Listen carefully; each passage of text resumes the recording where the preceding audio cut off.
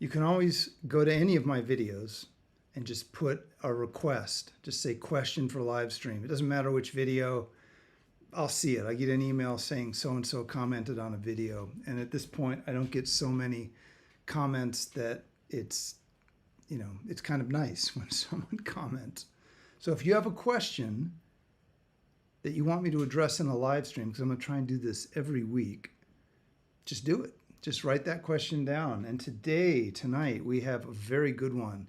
And for those of you hoping that your question was addressed tonight, I'm sort of taking them in the order that I get them. And if somebody sends in like 4 questions, I will get to them, but I'm going to do one of yours and then one of the next person's and so forth. And the question for tonight is just such an important one. So here it is. Someone wrote in and they said, I'm in my 70s, and it sounds as if this meditation path takes a long time. And, last week, or maybe it was the week before, I talked about that. I talked about, things that you kind of need to know if you're going to meditate, because it isn't nearly as, echo? Who's experiencing an echo?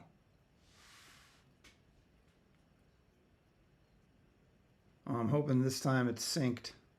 I don't think I can do this anymore if it's not. But, by the way, some of you have told me that you were unable to leave a comment. You wanted to leave a comment. You wanted to ask a question, but you weren't able to. So you probably have to be logged into your YouTube account. That's probably what it is.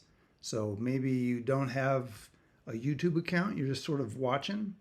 And if that's the case, it's pretty simple. I mean, I hate to say this, but all of your, thank you, Renee, and thank you, Carrie, no echo. It looks like it's just you, John. You have the echo. All of your privacy concerns can be put to rest. You don't have any privacy anymore. All your information is being widely distributed all over the world anyway. So you might as well go ahead and log into YouTube and enjoy it anyway. So the question was, I'm in my 70s, and I get the sense that meditation really does take a long time. In fact, I believe I said something to the effect of the initial stages of glimpsing reality and stabilizing the mind can take years, and in some cases, and I was talking about Vajrayana practice when I said this, but I said 10 years. It certainly took me 10 years, probably longer than 10 years, to get any sense of what I was doing. Because I was doing all of these crazy visualization practices that I didn't understand. I was given teachings by really great teachers who knew what they were doing, and they were good teachers, but I was not ready. And I don't think that many of my friends were. There was just a cohort of people getting an entire summer's worth of very complicated practices that are usually expected to be done in retreat. And, we were all ambitious and excited, and I'm glad I got them, but they were much, much more involved than what I thought I would be doing. And it did take 10 years for that stuff. But I think I conveyed maybe the message that if you don't have 10 more years of, health and vitality, then you're not going to get anywhere in meditation. And that's not true. That is not true. If you have 9 years, you should be fine. No, I'm just kidding. We're going to talk tonight about age and about how meditation fits into someone's life differently depending on where they are in their span of life. So what is an older person, what kind of experience should they be practicing toward, and what kind of instructions are going to help them with that? So that's one topic. And then the other topic has to be, we have to balance it out. What about young people? What should young people be doing? I can speak from experience here. first person because I was quite young. I was 22 when I started meditating, and I was really ambitious and really serious about it. And you've already heard me say that, it took a long time for me to have any real sense of what I was doing. And there's a reason for that. And if you're a young person, you don't have to be like me. Don't be like me. Don't make the mistakes I did. Don't make mistakes. I mean, you make some mistakes, but you can recover from those. But don't make the mistakes I did, and we're going to talk about that. There are types of meditation that are easier to do when you're older. And they're the really important stages of meditation. They're important no matter how old you are, but if you're young, they're very difficult to do. In fact, it's probably not the way you should begin. So I said in like the little write-up for this live stream, hello Lori, that we're going to talk about young people and old people, and the old people will be very glad to hear this, and the young people might have a hard time. It might humble them, but it's good for them. It's good to be young.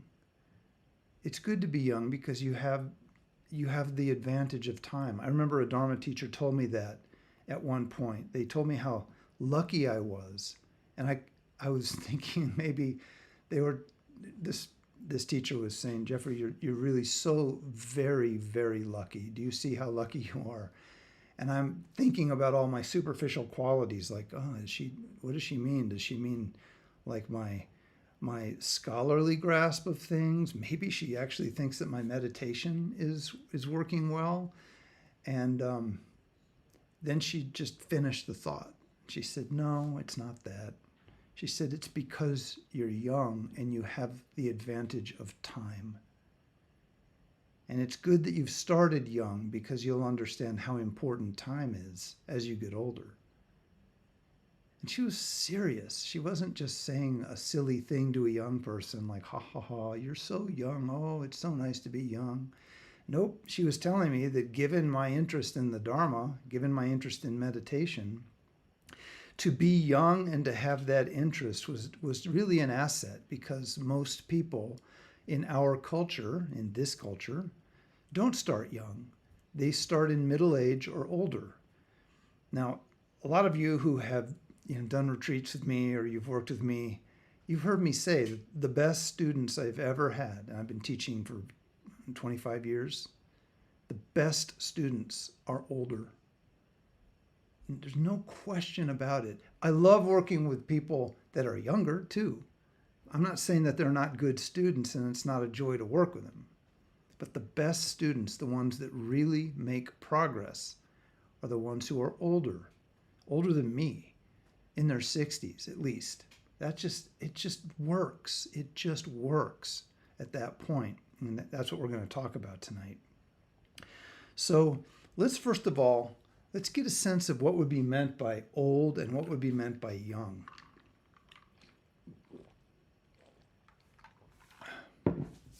So think about your life and think about the future. Think about the future of your life. Future of your life. Well,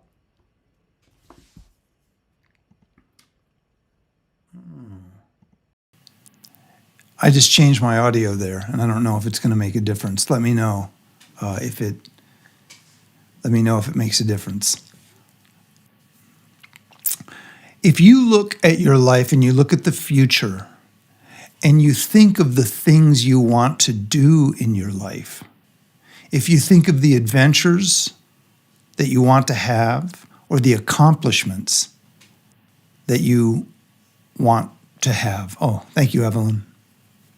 Evelyn, one of my youthful friends.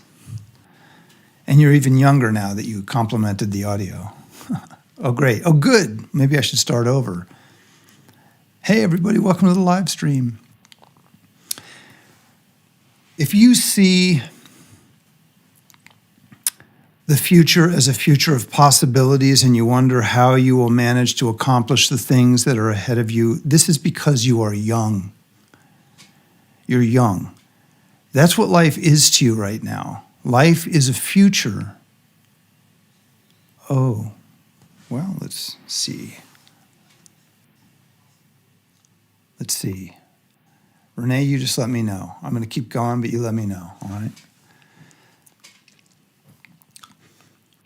Your life is a span of time in which you will do things and you don't know exactly what will happen. You don't know what's in store for you. That's the key. You don't know what's in store for you because you're young. Your life won't always be like that. And it's important to appreciate where you are and to make the best decisions based on where you are. But it's also important to appreciate, and this is difficult. This is difficult in our culture because we don't talk about this. Thank you, Renee. It's difficult to appreciate that life is not going to be like that. You have beautiful knees right now, and your hips, they move and sway like young bamboo. They won't. I don't care if you're going to the gym and you're doing CrossFit and you're doing yoga. Unless you die young, you have a temporary experience that you can do a lot of things with that temporary youthful experience, but it's not going to last.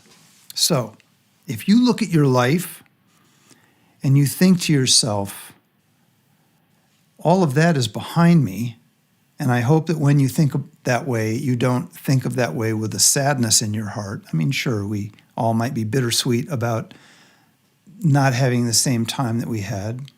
But when you look at your life and you look ahead and you see that your life is going to come to an end in the foreseeable future, 10 years, 15 years, or sooner, you're old. An old person looks ahead and sees the end of life. A young person looks ahead and sees life. So I guess I could say an older person looks ahead and is very aware of death. A young person looks ahead and isn't. Death is not viewed in the meditation tradition as a bad thing. It's not viewed as something to avoid. Life is looked at as precious, so it does make sense to prolong it, take care of it, but to become fixated on living as long as you possibly can might miss the point. It might distract you from other things you could do in your life, other things that your life is good for.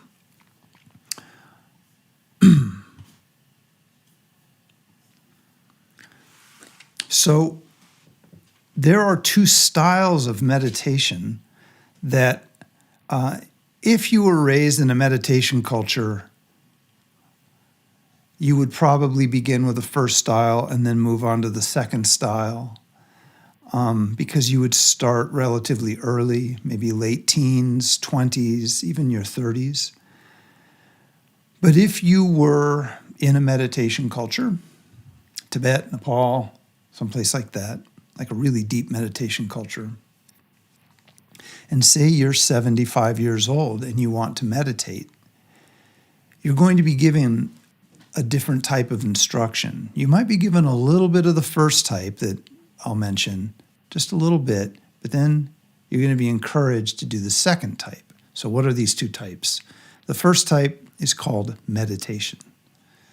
Meditation is an activity of the mind.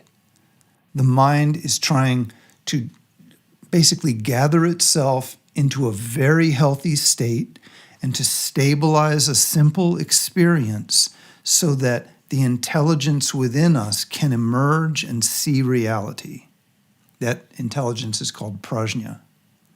Meditation usually begins with mindfulness.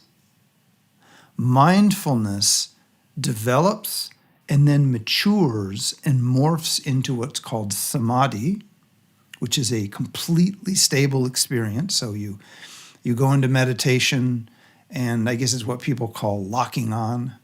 But you're completely present, you're completely aware and awake, but your mind is not moving. And as samadhi deepens, prajna, or intelligence, rises up, and you could say it strikes like lightning, and it sees reality. Meditation takes time and it takes effort. It's something that you do. You do meditation. And you have to do quite a bit of it if you start from a very distracted state. And I would imagine that anyone watching YouTube in 2025 would qualify as someone starting out from a very distracted state. The second type of meditation is called non-meditation. Non-meditation. So we have Gom, means meditation, and Megom means non-meditation. Those are Tibetan terms.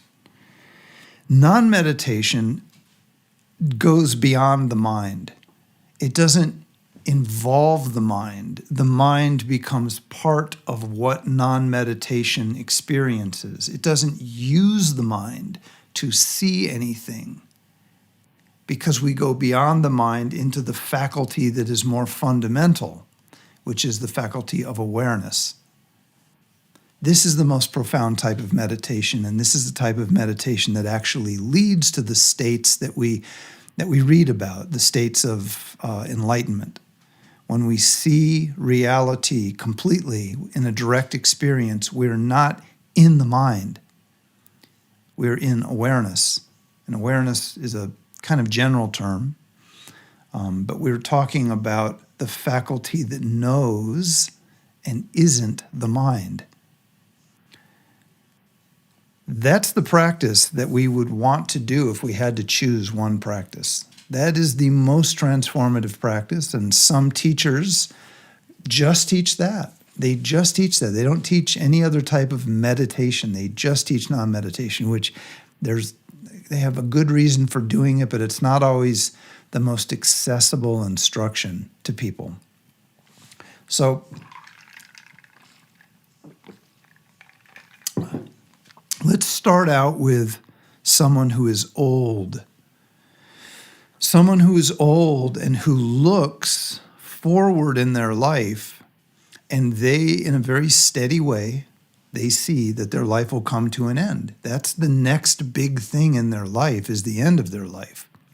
Now, some adults, some older people, don't want to think about that. They want to be as young for as long as possible, of course, but those people aren't going to meditate. Those are not meditators. Those are people who wouldn't want to be meditators. They want to hold on to something, and they don't want to see the facts that they can't hold on to it. Even if you keep your appearance, even if you keep your flexible hips into your 80s, that just means you're going to die with flexible hips. That's basically what it means, but you're still going to come to the end of your life. So when you get to the point where you are facing that reality, it doesn't mean that you're sick. Doesn't mean that you've been diagnosed with something terminal. You just are alive and you're older. For quite a while, especially after COVID, I would get a lot of requests to work with meditators who the first thing they would say is, I'm so-and-so. This is how old I am, and I would like to learn to meditate to prepare for death. And I would sometimes ask them, are you sick, or are you just thinking ahead? And I've had responses from both types. Some people are sick, and they think they have a couple of months or they have a year left, and they want to work with that. Sometimes they, in fact, do have a couple of months left, and they die. Sometimes they just keep living. They have more time than they thought. But other people, no, they're well. They feel fine. They just know that it's coming, and they want to prepare. Well, that's a good thing to do.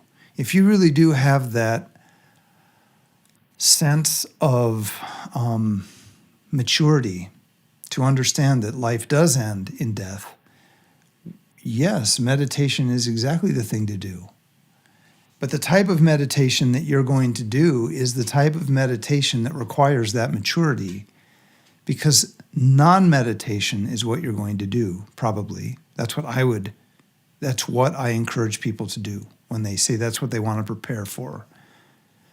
And this is possible when someone has felt the suffering of life. When they haven't felt the suffering of life, it's not easy to let go of attachments and to just be with what is, because you still think that you're going to be able to squeeze some kind of a thing out of life. So if life is still, what is it, your oyster? Life is my oyster. Yeah, I think that's the term. Death of a salesman. If you still think that life is a field of experiences that are going to be wonderful and awesome, meditation is going to be difficult. It's just, you can still begin it, but it's going to be difficult because you are going to prioritize the movement of your mind over resting in awareness. And when you begin to rest in awareness as a meditation, you have to let it be uninterrupted. It's by letting awareness be uninterrupted by fixation that causes it to expand, and we see something. We see the nature of our own awareness. And that's what, A, removes the fear of death, bit by bit, glimpse by glimpse. But it also introduces us to something which in our culture, we probably don't believe this, but in meditation cultures, they certainly do. You're glimpsing something that isn't part of what lives and dies. You're glimpsing the part of yourself that transcends becoming, it transcends ending, it transcends time. You can glimpse that. We call that Buddha nature, usually. That's sort of the general term. You glimpse your Buddha nature. You glimpse your Buddha nature and you rest within it. And then you spend the rest of your time familiarizing yourself with that state of freedom. Now, depending on how motivated you are to do that, you don't need 10 years for that. You don't even need 3 years. Between now and Christmas, you can give yourself the gift of recognizing your Buddha nature and learning to rest in it. You need guidance and you need understanding, but you don't need as much as you would if you were also including meditation. So if you're old and you're looking ahead at the end of your life, plunge into awareness-based meditation. Could be Mahamudra, could be Dzogchen, could be what we teach in Finding Ground. That is what's going to answer your needs. That's what you're looking for. You have to be willing to let go, but you're already willing to let go. And that's why older people have such an advantage in meditation. So good for you. You've come to this point in your life where you're taking it seriously and you're not trying to get away from the truth. Now there's something that you can do. And it's unusual in this Western culture to do this, but it's not unusual to do it in other parts of the world. In fact, you often, see if I have any pictures here, you often have examples of great heroic figures. Here's one of my favorites. Tulku Urgyen Rinpoche. I mean, he's a master, just a master of awareness meditation. And he has, he had a very public life, and people were around him when he was dying. And there's a lot written about him and his process of dying. Very, very inspiring for anyone who's wondering, is it possible? Because we have this idea, is it possible to die with dignity? Well, yes, you can die with dignity, but you can die with more than dignity. You can die with wisdom. And it's worth reading about this stuff, because when you hear how meditators die, you start to feel like, hey, I want to die like that. So just to give you a little bit of encouragement to begin to do this and to let go of fixation, and this is for the older people, so if you're young, I don't think you want to hear this part. I have just started reading this wonderful book. It's called A Guided Tour of Hell. And A Guided Tour of Hell talks about what happens in the process of dying. And it shows you all the beautiful vistas that you experience when you die, all of the beautiful fiery tunnels that you might pass through. Yeah, it's kind of encouraging, but it's not encouraging as far as you want to go there. It's encouraging that you don't want to go there. Now, what are these things? These are hallucinatory experiences that come when you're still clinging to the contents of your mind as you die. We talk about them in Buddhist teachings as the hells or the bardos. And we might think of them as like, wait, are you saying that if I don't meditate, I'm going to go to hell? Well, no, not exactly. But in the same way that when you fall asleep at night, let's just say you've had too much stress in your life, or maybe you've seen a scary movie and you have a nightmare and it's chilling and it seems to go on and on and on. But the thing is that you have a body and your body wakes up and the nightmare comes to an end and you enter into your waking consciousness. The nightmare wasn't real, but it felt real while you were there. Well, the problem that we face when we die, according to meditation teachings, is that you don't have a body. And you can enter a nightmare that doesn't come to an end, or at least it doesn't come to an end quickly. It could be an endless stream of fear and confusion. And it comes from two things: clinging to the contents of mind, especially as you're approaching death, and not being able to recognize your own awareness. The time to learn to recognize your own awareness is while you're alive. And so we practice learning to recognize awareness and resting in awareness. One, so that we can wake up and have some degree of enlightenment in our lifetime, but also as a natural process, when our life comes to an end and everything dissolves, we have these moments of pure awareness that if we recognize them, we don't go on a guided tour to hell. We don't have nightmares. We wake up. And there's, of course, a lot that we could talk about. Well, what happens if I wake up? Good stuff. I mean, better opportunities or even beyond that. So if you are an older person, I wouldn't spend too much of your time trying to stabilize your mind in mindfulness practice. I would, and this is what I will certainly be doing if I think that my death is near, I will just be plunging into awareness and resting beyond fixation. In fact, I emphasize that in my practice even now, because one never knows. I would be learning to relax and learning to just be with appearances as they arise and cultivate freedom from attachment. You don't need 10 years to do that. You just need courage. So just begin to do it. So if you're an older person, it's not difficult. It just takes the willingness to do it. So let's talk about younger people. Younger people are in a different situation. They have the great fortune of time. They have plenty of time. They can do whatever they want. And that's the problem.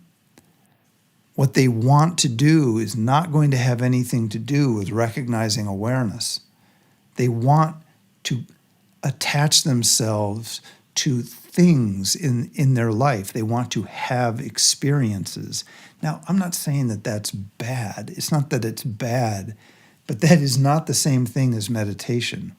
A healthy meditation life has activities and it has things in its life, but it also trains itself to not fixate and cling.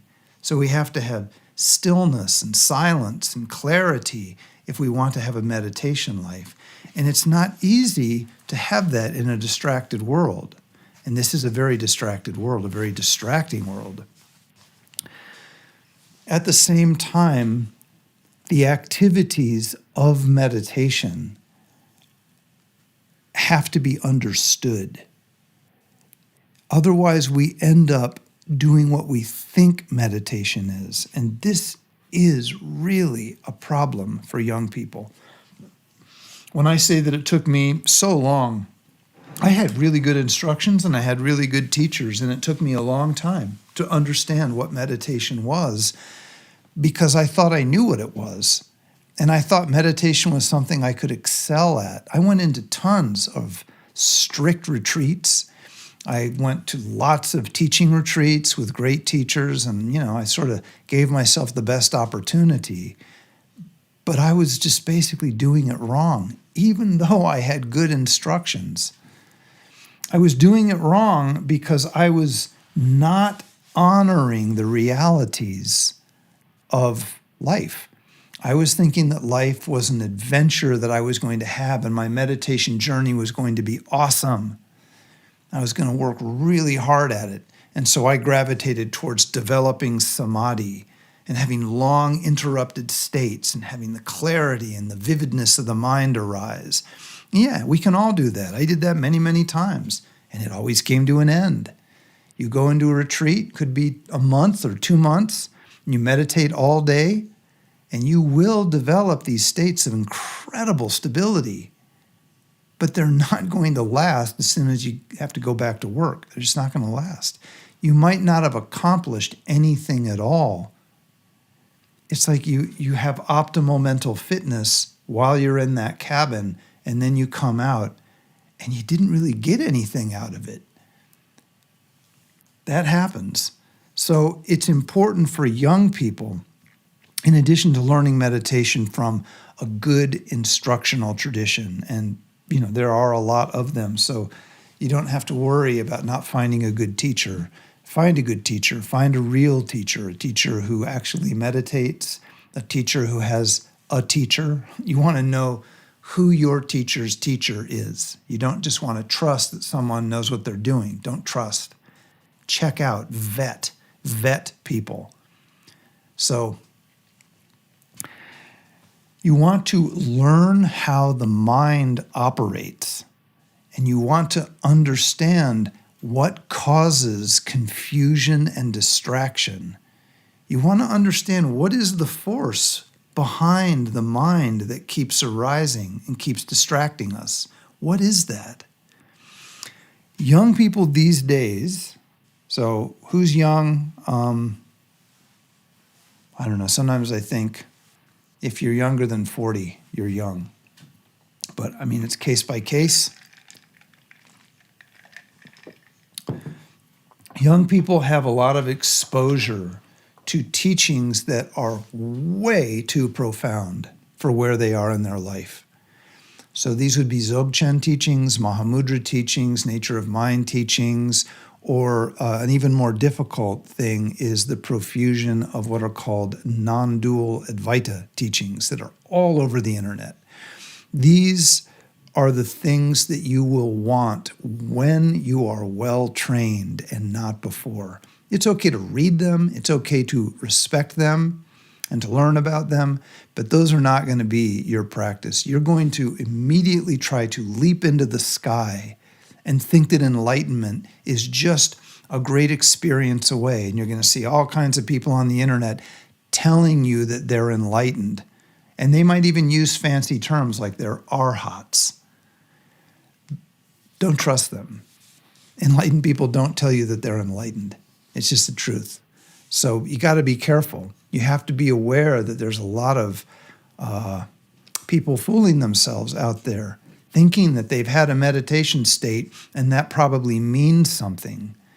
And you find a lot of that in the non-dual movement. So it's very important to be careful. You can waste a lot of years thinking that you're doing something where realization is just going to come easily. But it doesn't. It just doesn't do it. It's not like that. It would be great if it were like that. And there are all of these teachers out there who are telling you it's like that. But no, not without clearing things up, especially in this day and age where we are super saturated with distraction. We have almost no philosophical training. We have very little understanding of how the mind operates. To think that we can just springboard into a non-dual awareness and be enlightened, that's just a trend. That's what plagues young people. And I was one of the first of the generations of young people to be plagued with that. I loved the non-dual teachings. I was really into them. Some of my favorite teachers in history are like Ramana Maharshi and Nisargadatta, the great non-dual masters. But it took me a very long time to realize they were living in a culture that prepared them for that. I mean, they're very unusual people, first of all. Those are 1 in a million people. They're not average. Their journeys are not what we should expect our journey to be. If you want to be like an outlier, that's kind of crazy. Outliers are outliers. To hope that you're one of the lucky ones, you just waste a lot of time doing that. So young people really should emphasize study. They should study what meditation is. They should understand the base of knowledge that comes with it. And maybe the most important thing, young people, old people too, but young people especially, you have to understand why people meditate. Because if you have a successful meditation practice in your life, you're not going to be meditating for your own reasons. Your own reasons are what are going to get in the way of you meditating. Meditation has an agenda within it, and you are going to get in line with that agenda, or you're just going to be making stuff up. So, like I sometimes say that meditation, one of the benefits of it is it's not like, maybe like a ship that just goes out to sea and can get lost. Ships go out to sea and then they lose contact with whatever, the radio tower. The storm happens and they're just adrift and people don't come back. It's always been that way. Going out in a ship is dangerous. But then you have trains. Trains are on tracks, like a track between Chicago and San Francisco. It's very unlikely that a train is going to get lost between Chicago and San Francisco. It's on a track. If you get in the train in Chicago and you ride it all the way to the end of the line, you're in San Francisco. Meditation is like that. Meditation runs on rails. That is key. It runs on rails. That's a good thing. But your thoughts of why you want to meditate, they don't run on rails. Those are your dreams. You're trying to take what would it be, like a train engine and just sort of, I don't know, maybe go out to sea in it. That's not going to work. Trains don't do well in the ocean. They really don't. So it's important to understand what meditation is for. What is the motivation behind the existence of meditation? Because meditation is 3,000 years old. And when you encounter a real meditation teacher, you're going to be flabbergasted at some point at how deeply knowledgeable they are. They have years and years and years and years of training under their belt. You're dealing with deeply literate people, deeply educated people, deeply trained people. So you sort of have to set aside your agenda and begin to practice you're learning something very powerful, very sacred that has to be learned properly. And if you find a good teacher who can do that, man, you've got the best of all things. Put your agenda aside. Put your agenda aside and learn what they have to offer. And just know it's going to challenge you. It's really going to challenge you because the outlook and the worldview of meditation is nothing you've ever encountered before. And it also isn't made up. It is based on experience that's been had continuously for 3,000 years, and experience that you will have. You will have the same experience as your meditation teachers. And when you start to taste that experience, you're going to be so relieved that you found something that has rails rather than something which is just flying in the wind. So that's my advice for younger people. Now, I always like it when people share books, when they sort of point to books that can really help you. And hey, maybe if you're a young person, do a quick tour of hell. Maybe not. Samuel Burkholz wrote this book, and it was illustrated by a Tibetan, and they tried to illustrate the types of experiences we want to avoid. That's basically what it is. And it's meant to sort of scare you straight, to kind of wake you up so that you're not fooling around with your life and you're making the most of it. But if you want to read about someone who genuinely did this, someone who will inspire you, I promise. And this sort of works for both groups here, because she began, I think she was 53 years old. I recommend, reading The Life of Deepa Ma. Deepa Ma is definitely what you would call a meditation virtuoso. She began like 53 years old and almost immediately attained the first stage of enlightenment. And her meditative stability was incredible. Now, why? Why would she be so good? Why would this, like 5'1" Indian woman be so good at meditation?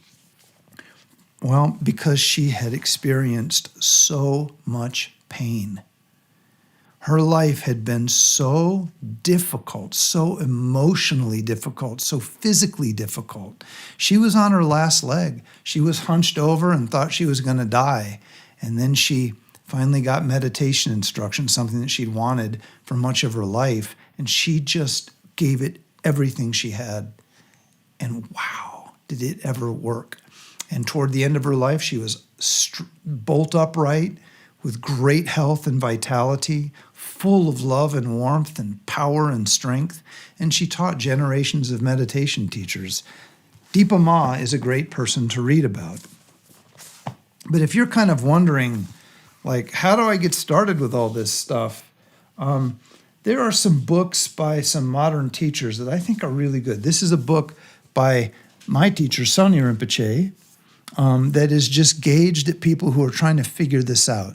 They're trying to understand what meditation is. They don't want to be misled by trendy gurus. They want someone who has some real credentials. He's got them. Sonia Rinpoche has real credentials. His younger brother, Mingyur Rinpoche, also has a number of books, and those are also really good. If you are an older person and you want to hear the deep stuff, if you're anyone and you want to hear the deep stuff, I recommend probably one of the great classics of the last 50 years is rainbow painting. Rainbow painting will give you a sense of what this is all about from the highest possible level. This is a book by Tulku Urgyen Rinpoche, who is a great Dzogchen and Mahamudra master, and he has a very folksy, informal way of teaching. So reading a book like this can give you a glimpse into what's possible. And it's very readable. It's also very funny. I have friends where when we get together for the last 30 years, we just riff off this book. We have lots of inside jokes about things that he says. He teaches kind of like a farmer who knows the land really well. He is very well educated, but he doesn't come across that way. He comes across just as sort of like a person from the earth, almost like a Tom Bombadil from The Lord of the Rings. His son, Sonia Rinpoche, who wrote this book that I just recommended, also has a more advanced book called Fearless Simplicity. Fearless Simplicity will give you, if you're someone who's interested in the whole non-dual movement, you're listening to, I don't know who, Rupert Spira or whoever is like popular to you, fine. Don't sleep on these guys. These are the kings of that kind of stuff. They have the method. They have the path. The non-duality that they teach is next level non-duality. So I would say upgrade yourself and go with the real thing. And for those of you who really are thinking about the end of life and how meditation may or may not, how meditation may help you make the transition, Ponlop Rinpoche wrote a book called Mind Beyond Death. Mind Beyond Death is kind of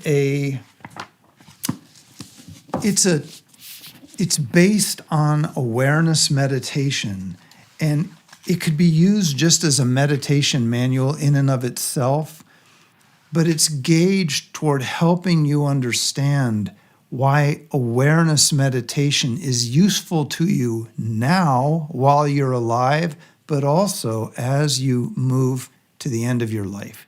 You don't need to learn a new meditation for when you're dying. You just learn this meditation and you continue to do it all the way through the process of dying. So this has been a cheerful evening. We've talked about some really fun things, and I think we're having a great time. I would now like to turn it over to the chat. What was that title? Let me see, Linda. It started with, Linda, you probably heard about this before. Fearless Simplicity. He has another book, which I think April has. I think she's reading it. I don't know, probably on her. It's like this. It's called Carefree Dignity. Carefree Dignity. So these are books that are just kind of transcriptions of his teachings on awareness meditation. He came to, so his father, Tulku Urgyen, who wrote Rainbow Painting, came to the West in the 90s and kind of blew everybody's mind. You're welcome. And then his children came. After he died, his children came. And so Sonia Rinpoche, Mingyur Rinpoche, and Chokyi Nyima Rinpoche are his three sons. They're all meditation masters. They all teach in that style. They're very accessible people. And Sonia Rinpoche came and he just taught. God, he just taught so much. And he has these two books, Fearless Simplicity and Carefree Dignity, that were transcriptions of some of his teaching retreats, and they're incredible. Usually I give these to people, and I hear back from them that their minds are blown. They don't really know what to do.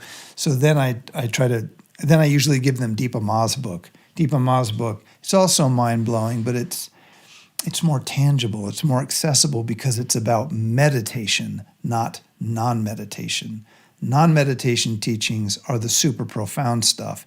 Meditation teachings are very practical. And when you have meditation teachings given by and about someone like Deepa Ma, it's a perfect storm for inspiration because her accomplishments are so impressive, so amazing, mind-boggling, really. But yet she was doing the simplest stuff. So does anybody have any questions? You want to type anything into the chat? I'd be happy to give it a go.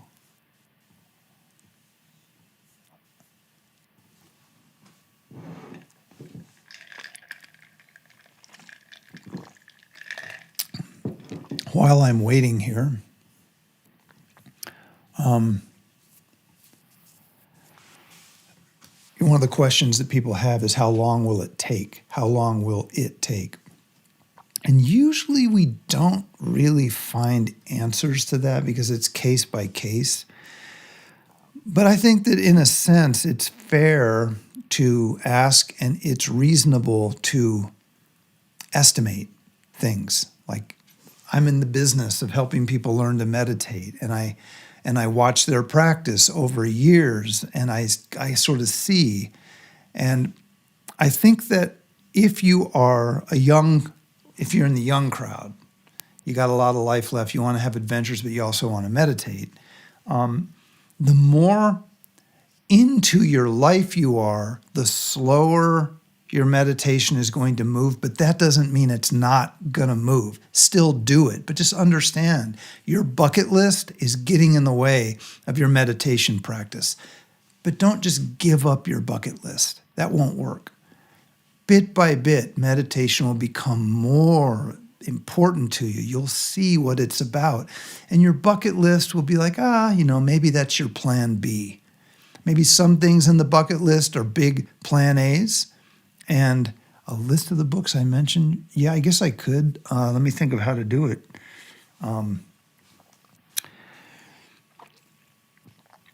So how long does meditation take? Well, let's just say that the first goal for meditation is beyond just learning meditation, just learning and feeling like, I can do this. Yeah, I know how to recognize that I'm distracted and come back to my body or my breath. Once you have that, I think that the best thing you could do for yourself is to generate samadhi. It's not going to last. It'll probably take you 2 months of meditating every day and then maybe doing a little bit of intensives on the weekends. But in 100 hours of practice, dedicated practice over a couple of months, you can generate a stability of mind that you never would have imagined possible. It's going to feel like a superpower. It's going to feel like, why in the world doesn't everyone talk about this? Why did my professors and my parents not tell me to do this? It's so eye-opening of what the mind is capable of. And it's basically pretty easy to do. You have to do it, and you have to understand that once you attain this incredible state of clarity, as soon as you remove the conditions of that type of practice, it's going to, degrade. Kind of like if, I always use, it's not fair to him, but I always use Arnold Schwarzenegger as an example. I mean, when you look at him in a movie like Pumping Iron when he was Mr. Olympia, I mean, good Lord, how much more perfect could a physique be? But then sort of surf the internet and go to National Enquirer and look for photos of him at the beach when he wasn't training, and he looked like everybody else. He looks more like, Jack Nicholson or something like that at the beach.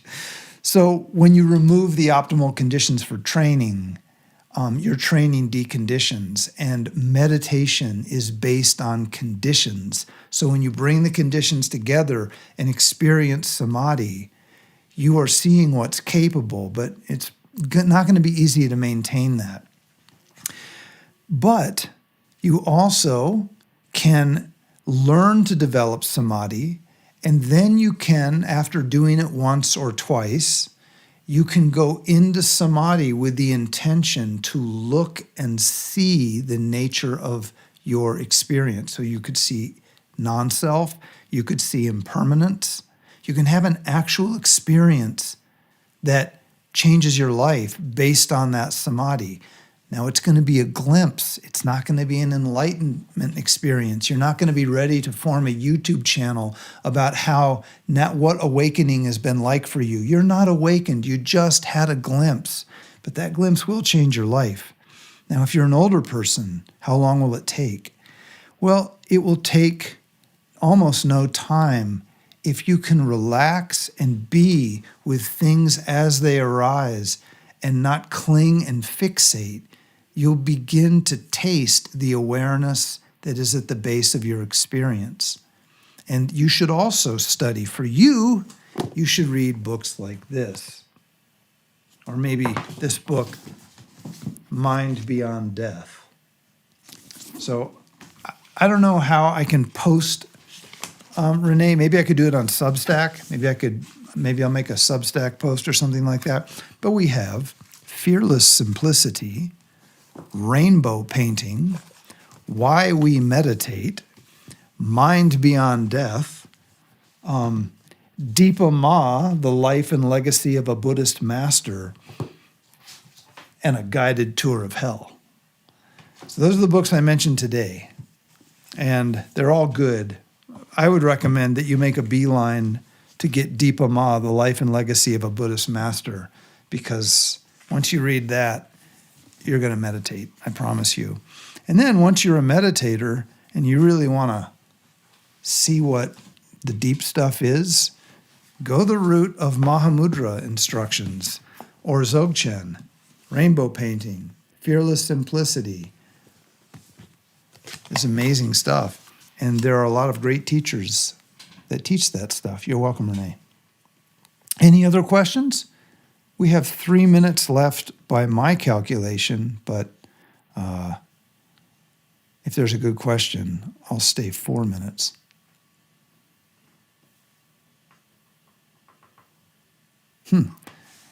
Apparently I can ban you, all of you. I could ban you. I can either answer you or I can ban you. I'm going to ban someone just for fun. Let's see. Michael, I'm going to ban you. There you go. Well, no, I shouldn't do that. No, I didn't. Little dialogue came up and it looked like it was going to be pretty serious if I did it. So I won't.